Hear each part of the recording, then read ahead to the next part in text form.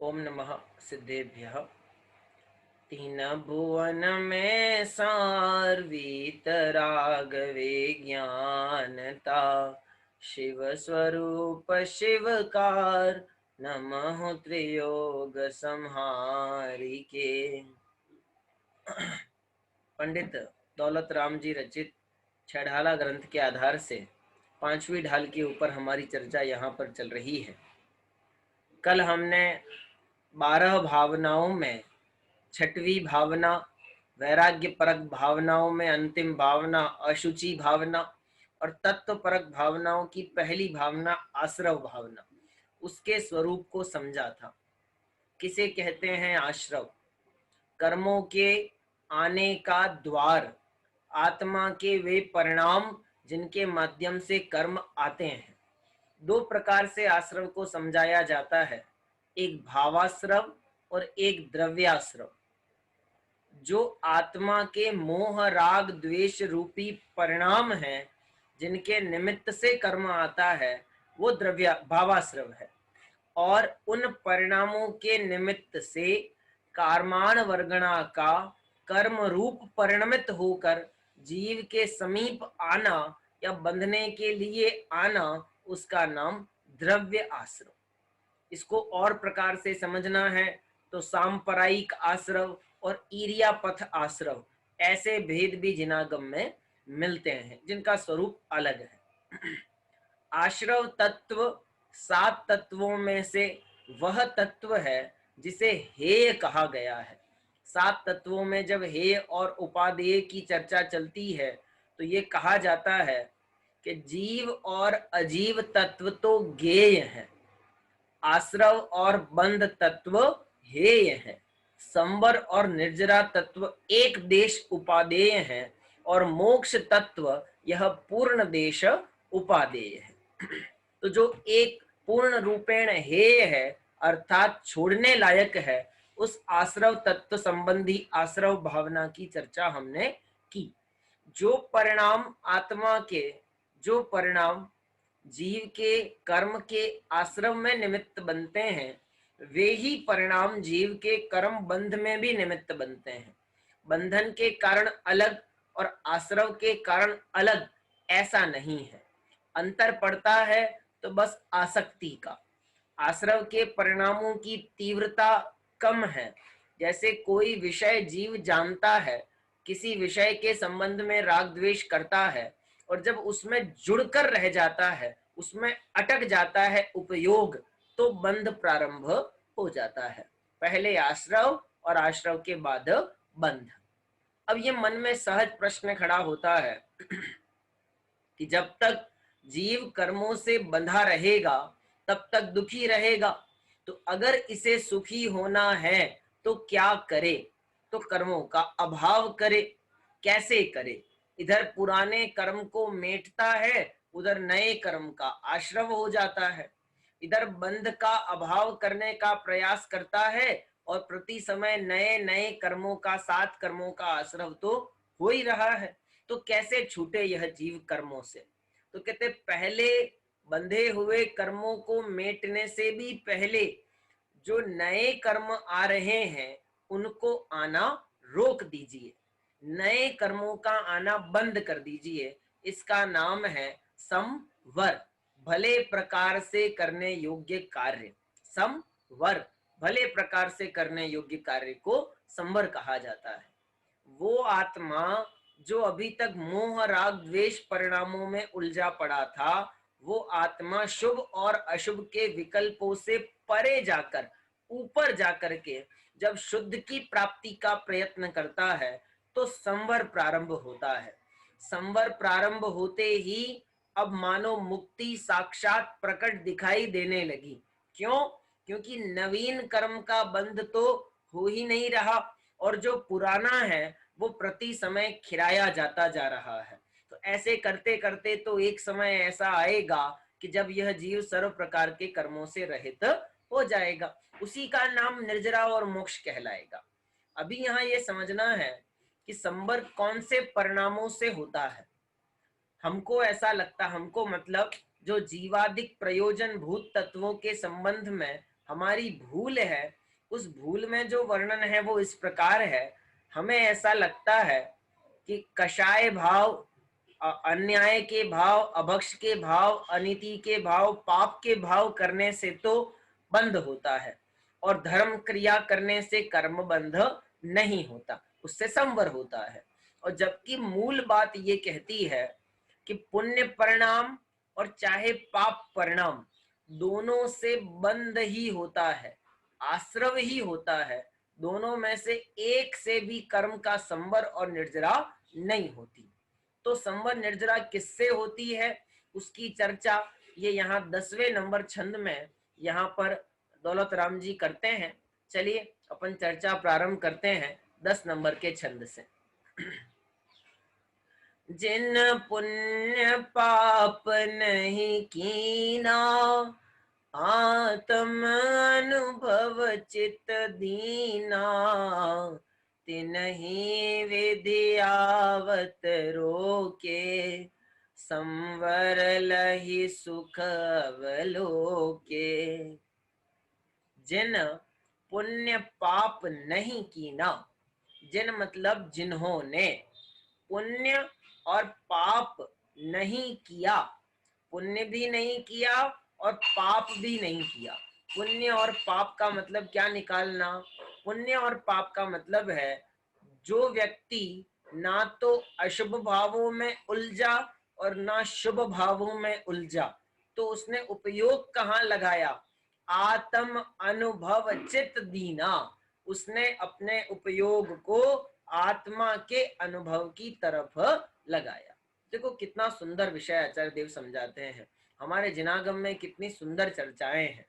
7 तत्वों का वर्णन करते हुए 2 तत्व को हेय कह दिया, और जब पुण्य और पाप दोनों में से पूछा गया कि पुण्य और पाप दोनों में से अच्छा कौन है, तो सारा जगत कहता है पुण्य भला और पाप बुरा। पर यहाँ जिनागम कहता है भाई सारा जगत पाप को बुरा कहता है और तुम भी बुरा कहो, तो इसमें क्या बड़ी बात है। समझदारी तो इसमें है कि जो पुण्य भाव को भी बुरा कहे, पाप भाव के जैसा ही।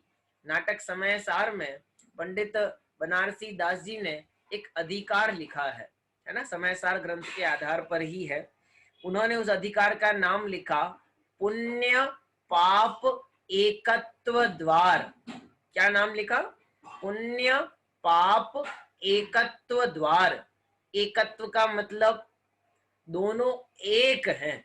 उस अधिकार के नाम में ही बनारसी दास जी ने कह दिया कि पुण्य और पाप दोनों अलग अलग नहीं है, वो दोनों कैसे हैं, एक है।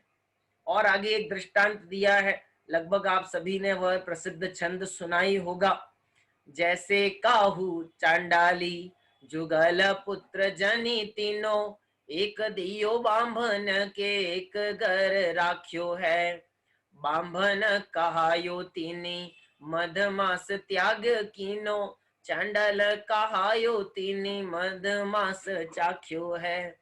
तैसे एक वेदनी कर्म के जुगल पुत्र, एक पुण्य एक पाप नाम भिन्न भाख्यो है।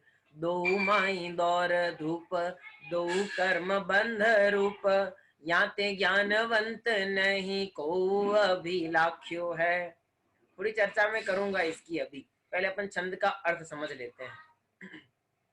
आगे लिखते हैं, तिन ही जिनने पुण्य पाप नहीं किया, आत्मा के अनुभव में चित्त लगाया, उन्होंने ही विधि आवत रोके। विधि का मतलब कर्म, उन्होंने ही कर्म का आना रोक दिया और संवर लही सुख अवलोके, संवर की प्राप्ति करके सुख का दर्शन उनको होने लगा, सुख की अनुभूति उनको होने लगी। देखो चर्चा बड़ी कठिन है, लेकिन सत्य यही है कि पुण्य भाव और पाप भाव दोनों एक समान हेय हैं। पचाना बहुत कठिन है, समझना बहुत मुश्किल है। हमें ऐसा लगता है कैसे हो सकता है, पुण्य भाव तो अच्छा ही है ना। तो आप क्या कहना चाहते हैं कि जैसे हम पाप नहीं करते वैसे पुण्य भाव भी नहीं करें? कि नहीं, ऐसा नहीं कह रहे हैं।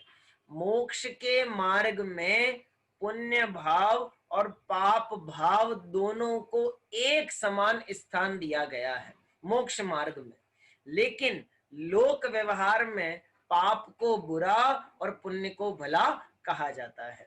आचार्य देव तो स्पष्ट गाथाएं लिखते हैं। क्या लिखा है? पाप को सारा जगत ही मानता यह पाप है, पर कोई विरला यह कहे कि पुण्य भी तो पाप है। सारा जगत पाप को पाप कहता है, बुरा कहता है, दुखदाई कहता है, नहीं करने योग्य है ऐसा कहता है, और हम भी ऐसा ही कहें तो इसमें क्या बड़ी बात है। लेकिन बड़ी बात इसमें है कि सारा जगत जिस धर्म कार्य को उपादेय समझता है, ये जैन शासन उस धर्म कार्य को भी हे के खाते में डाल देता है। तो हम नहीं करें, नहीं करें ये नहीं कहा जा रहा है। बार बार मैं ये बात कह रहा हूं, पुण्य भावों को हेय कह करके हमें धर्म क्रिया से स्वच्छंदी होने की प्रेरणा नहीं दी जा रही है। हमें ये समझाया जा रहा है कि पुण्य करना, धर्म क्रिया करना, पूजन भक्ति आराधना सामायिक करना, परंतु इनमें अटकना नहीं, अपने उपयोग को वहां पर रोक के नहीं रखना। हमारा जो लक्ष्य है, हमारी जो प्राप्ति का उद्देश्य है, वो जब तक प्राप्ति ना होवे तब तक ये सब करना योग्य है। कितना स्पष्ट दृष्टांत है कि बेटी जब तक ब्याही ना जाए तब तक पिता के घर में शोभित होती है, लेकिन वो घर उसका घर नहीं है। समझ में आ रहा है? नहीं आ रहा? पिता का घर वो रहती है, पलती है, उसको सेवा करते हैं, उसको खिलाते पिलाते हैं, नए वस्त्र आदि देते हैं, सब करते हैं, लेकिन वो जब विवाह का अवसर आएगा तो वे स्वयं उसे विदा करेंगे। ऐसे ही ज्ञानी जब तक शुद्ध दशा की प्राप्ति नहीं हो जाती तब तक शुभोपयोग रूप धर्म कार्यों में, पुण्य परिणामों में उपयोग को लगाते हैं, परंतु अपने उपयोग को वहां फंसाते नहीं है, अटकाते नहीं है। जैसे ही योग्य काल आएगा और वे वहां उसको छोड़ के चले जाएंगे। कितना सहज है। आप कल्पना करिए, आपका मकान आपके दादाजी ने बनवाया था, बहुत पुराना मकान है, थोड़ा सा कहीं खंडहर खटारा सा हो गया, तो हमको ऐसा विकल्प आया कि इसका क्या होना चाहिए, रिनोवेशन हो जाना चाहिए। इस मकान को तोड़ के थोड़ा हम नए डिजाइन का मकान बनाएंगे, पर हम तो उसी मकान में रह रहे हैं, तो हम कहाँ जाएंगे? तो हमने क्या किया कि बगल वाली बिल्डिंग में एक फ्लैट किराए पर ले लिया और हम उस मकान में, उस फ्लैट में जाकर के रहने लगे, और हमारे मकान को तोड़ करके नए मकान को बनाने का काम चालू हो गया। तो अब पूछ रहा हूं मैं आपसे, हमारा मकान कौन सा है? कौन सा है हमारा मकान? जो टूटा पड़ा है वो वाला, कि जिस फ्लैट में हम रह रहे हैं वो वाला? कौन सा है हमारा मकान? हम भले उस फ्लैट में रह रहे हैं, लेकिन हमारा मकान जब पूछा जाएगा तो हम यही कहेंगे, ये जो बन रहा है ना, ये हमारा मकान है। जब तक नहीं बन रहा तब तक हमने अपने आप को यहाँ टिका के रखा है। ऐसे ही जब तक शुद्धोपयोग की प्राप्ति नहीं हो रही है तब तक ज्ञानी जीव अपने उपयोग को पुण्य परिणामों में, धर्म क्रियाओं में लगाते हैं। उद्देश्य क्या है? उद्देश्य एकमात्र है, पाप भावों से, अशुभ परिणामों से दूर रहें। अगर उपयोग शुद्ध से जाए तो शुभ में जाए, अशुभ में ना जाए।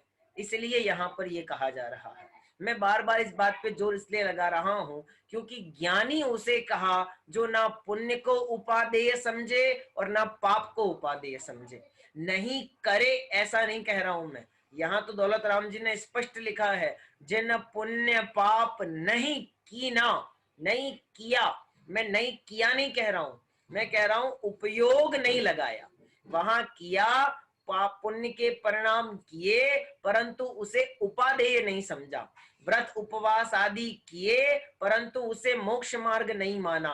तीर्थ यात्रा आदि करी पर उससे मुक्ति हो जाएगी ऐसा नहीं माना। हमने भगवान की पूजा करी पर वो मेरा कल्याण कर देंगे, हमने ऐसा नहीं माना। इसलिए यहाँ पर कहा जा रहा है, जिन्हें पुण्य पाप नहीं किया, ना पाप किया न पुण्य किया, दोनों को एक समान कह करके अलग कर दिया। तो उपयोग कहाँ लगा है? तो सुनो, तोरमल जी साहब क्या लिखते हैं, जीव के परिणाम तीन प्रकार के हैं। कौन कौन से? तीन प्रकार के, संक्लेश, विशुद्ध और शुद्ध, तीन प्रकार के परिणाम समझाए गए। उसमें तीव्र कषायमय परिणाम तो संक्लेश है। कौन से? तीव्र कषायमय। मंद कषायमय परिणाम विशुद्ध है, मंद कषाय के। और तीसरा नंबर अकषाय, कषाय रहित परिणामों का नाम शुद्ध है। अब मैं आपसे पूछ रहा हूं, इन तीन में से कषाय कितने परिणामों में चल रही है? कि दो परिणामों में, संक्लेश में और विशुद्ध में। तो कषाय हेय है कि उपादेय है, छोड़ने योग्य है। इसलिए संक्लेश परिणाम और विशुद्ध परिणाम दोनों को बंध का कारण कहा गया और दोनों को एक समान हेय समझाया गया। फिर आगे कहा, तिन ही विधि आवत रोके। विधि शब्द के अनेक अर्थ होते हैं, उसमें एक अर्थ है कर्म। उन्होंने कर्म का आना रोक दिया। कैसे रोक दिया? खड़े हो गए दरवाजे पे, क्या कैसे रोक दिया हमने कर्मों का आना? चलो मैं आज ये निर्णय करता हूं, आज मैं एक भी कर्म बंधने नहीं दूंगा अपने आप से। आएंगे कर्म पर मैं सबको भगा दूंगा। कर सकते हैं हम इस प्रकार से? नहीं कर सकते। क्यों नहीं कर सकते? पहला नंबर, हमें कर्म बंधते हुए दिखते ही नहीं है। कर्म भले ही पुद्गल हैं, लेकिन वो हमको बंधते हुए दिखते ही नहीं है, तो हम उनको भगाएंगे कैसे? हम उनको आने से रोकेंगे कैसे? कब बंध रहे हैं, कितने बंध रहे हैं, कितनी स्थिति, कितना अवगान, कितनी अनुभाग, सब लेके बंध रहे, पर हमको दिख नहीं रहे, तो हम कैसे रोकें? तो सुनो, कर्म को रोकने के लिए हाथ पैर चलाने की जरूरत नहीं है। उसके लिए गुप्ती, समिति, परिशहजय, अनुप्रेक्षा और चारित्र, ये 5 परिणाम, 6 प्रकार के परिणाम कहे गए। इनको करोगे तो कर्म का आना ऑटोमेटिक रुक जाएगा। जब हमारा उपयोग उन शुभ क्रिया और अशुभ क्रिया से हटकर शुद्धोपयोग में लगेगा, आत्मा के अनुभव में चित्त लगेगा, तो कर्म का आना स्वयमेव रुक जाएगा। क्यों? क्योंकि आश्रम में क्या कहा था? आत्मा के परिणामों के निमित्त से कर्म आते हैं, और जब आत्मा के परिणाम ही नहीं होंगे तो कर्म कभी आएगा ही नहीं। देखो, राजस्थानी में एक कवि हुए हैं, शायद चतरदास जी उनका नाम है, मैं भूल रहा हूँ थोड़ा नाम। उनकी राजस्थानी में बहुत सारी कविताएं हैं, छोटी छोटी, और दोहे लिखते थे वो। तो उन्होंने ऐसा एक दोहा लिखा, मैं आपको सुनाता हूँ, आपको अच्छा लगे तो याद भी कर लेना, बहुत बढ़िया है। जैन नहीं है, अजैन है। उन्होंने ऐसा लिखा, पर गर पगनी में लड़ो, बिना मान मनवार, इंजन आवे देखने, सिग्नल रो सत्कार। फिर से बोलता हूँ, सुनना बात को। पर घर पगनी में लड़ो, पराए घर में पांव नहीं रखना। कब तक? बिना मान मनवार, जब तक आपकी मान मनवार नहीं की जाती है, आपकी इज्जत नहीं की जाती है, आपको भले प्रकार बुलाया नहीं जाता है, आपका सम्मान नहीं किया जाता है, ऐसे दूसरे के घर में प्रवेश नहीं करना, पांव भी नहीं रखना। और दृष्टांत क्या दिया? इंजन आवे देखने, सिग्नल रो सत्कार। ट्रेन चलती है ना, तो ट्रेन तब आती है कि जब सिग्नल होता है, बिना सिग्नल हुए ट्रेन नहीं आती, ये कहना चाह रहे हैं। ऐसे ही कर्म तब आते हैं कि जब हम उनको ग्रीन सिग्नल देते हैं, हम परिणाम बिगाड़ते हैं, तो कर्म आता है। अगर हम उनका सत्कार नहीं करेंगे, हम उनका सम्मान नहीं करेंगे, तो कर्म भी बड़े ढीठ प्रवृत्ति के हैं। आप नहीं बुलाओगे तो वो नहीं आएंगे। हमें अपने मोह राग द्वेष आदि परिणामों को अपने कंट्रोल में करना पड़ेगा। इसलिए यहाँ आचार्य देव ने लिखते हैं, मैं आचार्य देव बार बार इसलिए कहता हूं क्योंकि ये चर्चा सिर्फ दौलत राम जी की नहीं है, यही चर्चा कार्तिकीय अनुप्रेक्षा में भी है, वारसाणुवेक्षा में भी है। जहां जहां हम पढ़ेंगे वहां यही विषय आपको सुनने समझने के लिए मिलेगा। दौलत राम जी स्पष्ट कह रहे हैं कि वो उपयोग को आत्मा के अनुभव में लगाए, तो वो कर्म आए न आए, आता हो तो आवे भी ना, चला जाएगा। इसका नाम है संवर। लेकिन क्या अकेले कर्मों को रोक देने से काम हो जाएगा कि नहीं? अभी सत्ता में पड़े जितने पुराने कर्म हैं उनको भी क्या करना पड़ेगा? खाली करना पड़ेगा, उनको भी रवाना करना पड़ेगा। और उस विधि, उस क्रिया का नाम है निर्जरा। तो मैं कैसे करूं? आजकल होता है ना ऐसा कि जिनके घरों में बेसमेंट होता है, बेसमेंट मतलब वो तलघर है ना, ग्राउंड फ्लोर से भी नीचे, और हमारे यहाँ तो बारिश के मौसम में उन तलघरों में पानी भर जाता है। तो पानी भर जाता है तो मोटर आदि लगा करके, बाल्टी लोटा लेकर के उस पानी को निकाल देते हैं। तो ऐसे ही हम भी कोई उपाय करें कि जिससे सत्ता में पड़े हुए कर्म क्या हो जावे? चले जावे, नष्ट हो जावे। क्या उपाय कर सकते हैं हम? तो उसको समझने के लिए हम चलते हैं निर्जरा भावना की ओर। छंद क्रमांक 11 में देखिए, सबसे अंतिम में लिखा है, निज काल पाय विधि जरना, तासो निज काजन सरना, तप करी जो कर्म की पावे, सोई शिव सुख दर्शावे।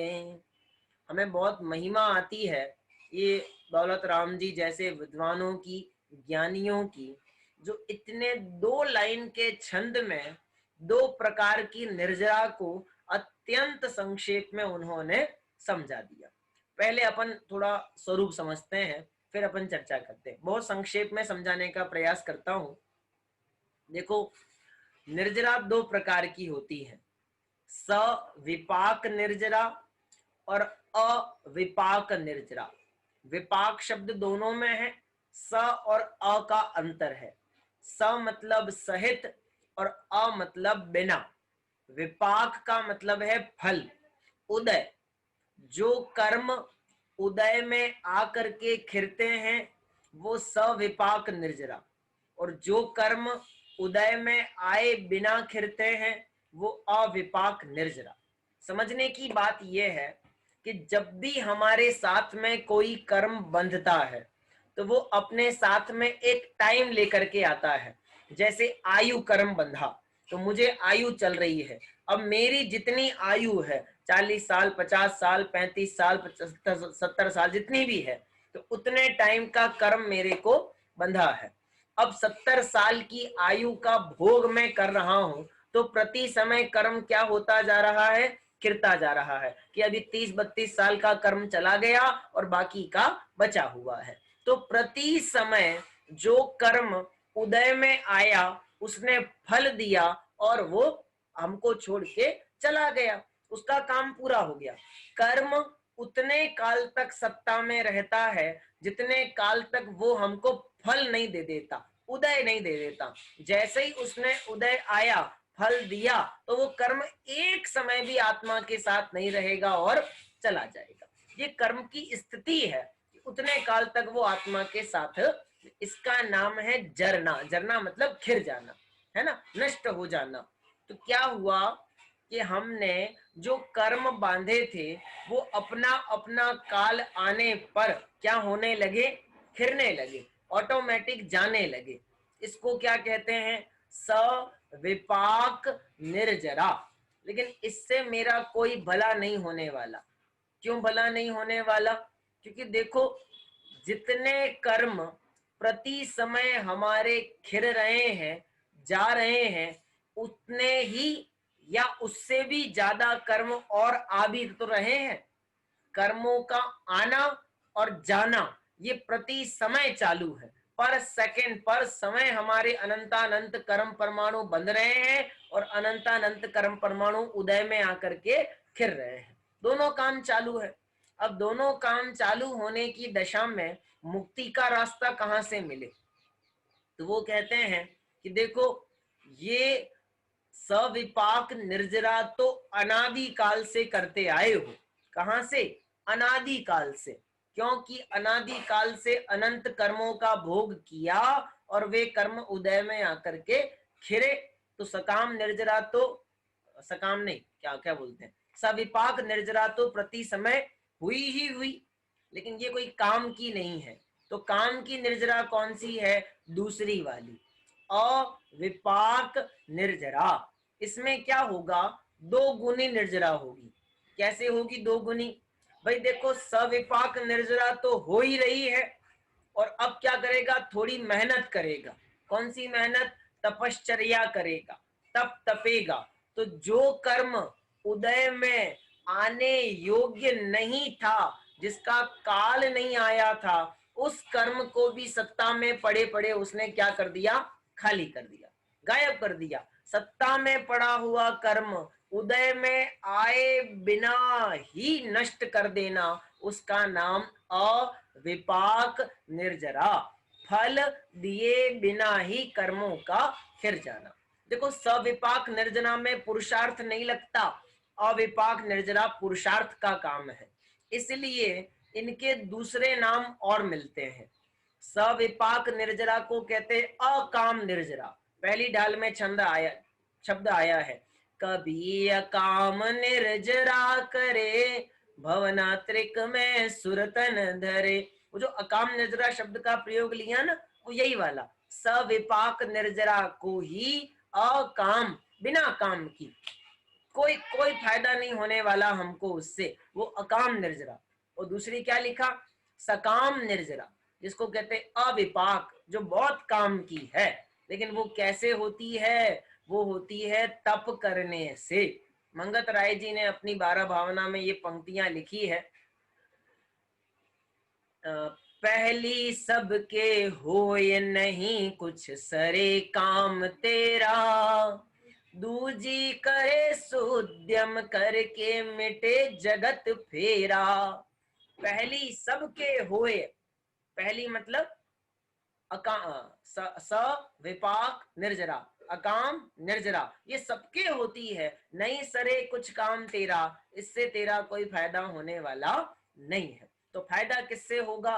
दूजी करे, दूसरी अविपाक निर्जरा, सकाम निर्जरा को करे। वो कैसे? उद्यम करके, पुरुषार्थ करके, तो मिटे जगत फेरा, तो तेरे संसार का अभाव हो सकता है। यही बात यहाँ पे दौलत राम जी लिखते हैं, निज काल पाय विधि जरना।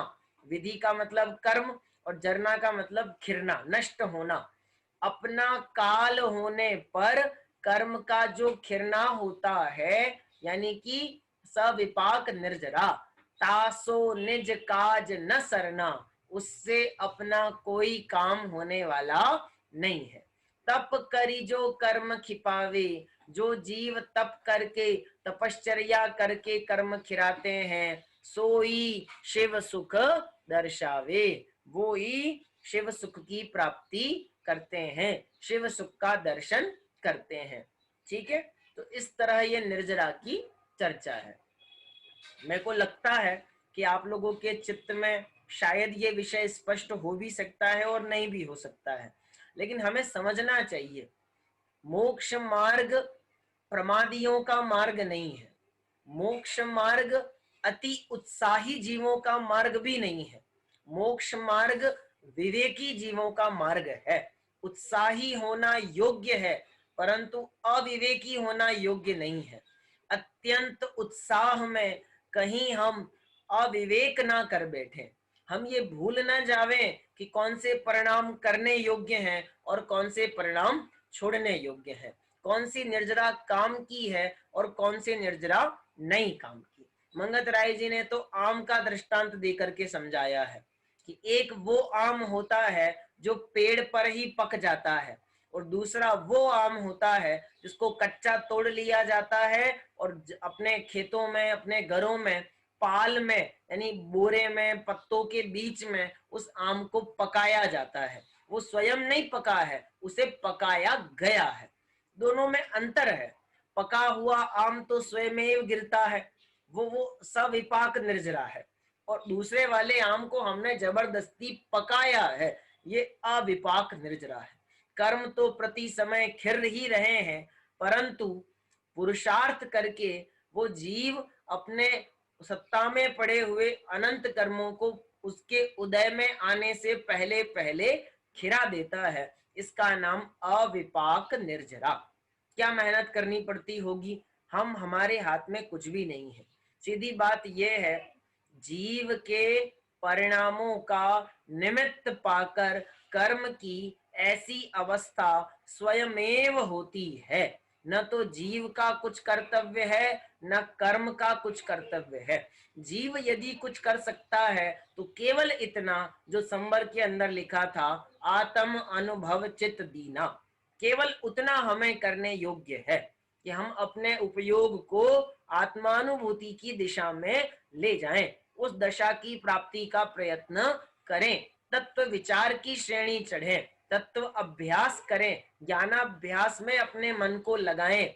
यही वास्तव में सकाम निर्जरा यानी कि जो बहुत प्रयोजन भूत है, मोक्ष मार्ग का अविनाभावी है, उस निर्जरा में सहकारी होती है।